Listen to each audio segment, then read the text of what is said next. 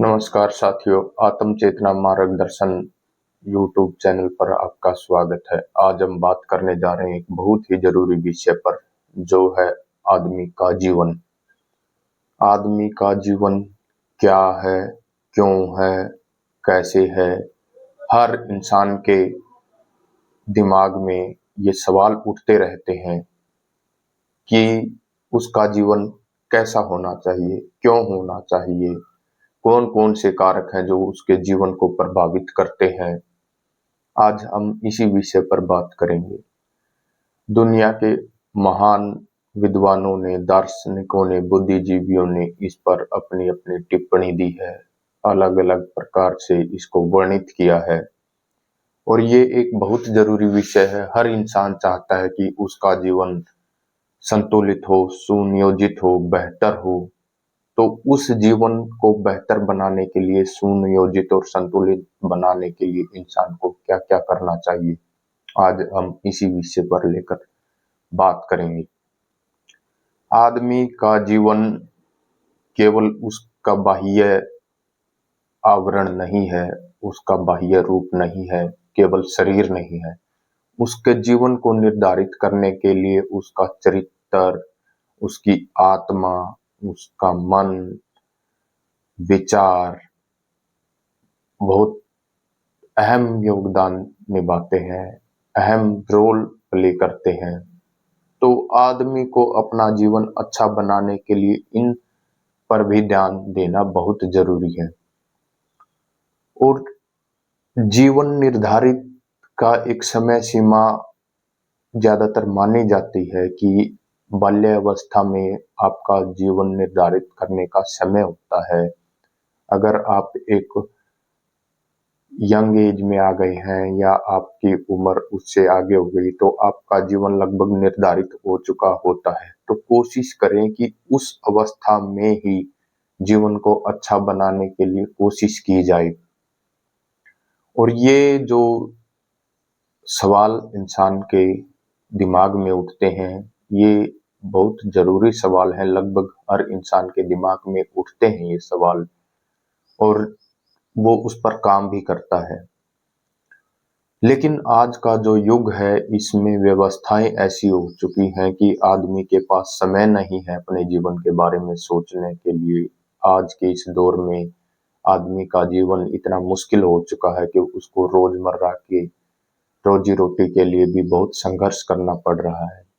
हम बात करते हैं पुराने समय की, जब ऐसी व्यवस्थाएं होती थी कि जैसे हमारी गुरुकुल पद्धति होती थी, बच्चों को एक माहौल दिया जाता था, उसमें उसको सिखाया जाता था कि आपका जीवन किस प्रकार से अच्छा हो सकता है। उसको आज की जो फालतू की चीजें हैं, जो आदमी को ज्यादा परेशान और प्रभावित करती हैं, इनसे बचाकर एक समय दिया जाता था अकेले में, कि आप अपने जीवन के बारे में सोचें, उसको जानें कि आपके जीवन का क्या उद्देश्य होना चाहिए, किस क्षेत्र में आप बेहतर कर सकते हैं। आज बहुत से फैक्टर हैं जो इन चीजों को इफेक्ट करते हैं कि आदमी को सोचने का समय नहीं मिल पाता। किसी ना किसी कारण बस वो बिजी हो जाता है। उसमें सोशल मीडिया का एक अहम रोल है। आ- आपका बिजनेस, आपका प्रोफेशन इस प्रकार से आपको व्यस्त कर देता है कि आप उस बारे में सोच ही नहीं पाते। तो कोशिश करें कि कुछ ना कुछ समय इसके लिए निकाला जाए, और हर वो माँ बाप जो अपने बच्चे को एक अच्छा जीवन देना चाहते हैं, तो वो कम से कम अपने बच्चों को ऐसा माहौल मुहैया करवाएं कि जिससे वो सोच सके, एक उद्देश्य निर्धारित कर सके कि जीवन को कैसे अच्छा बनाया जा सकता है। जीवन को अच्छा बनाना भी एक कला है।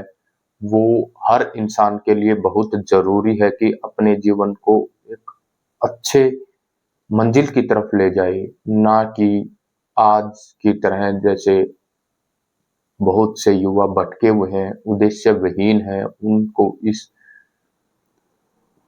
जंजाल में फंस गए हैं कि जीवन को कैसे बेहतर बनाया जाए।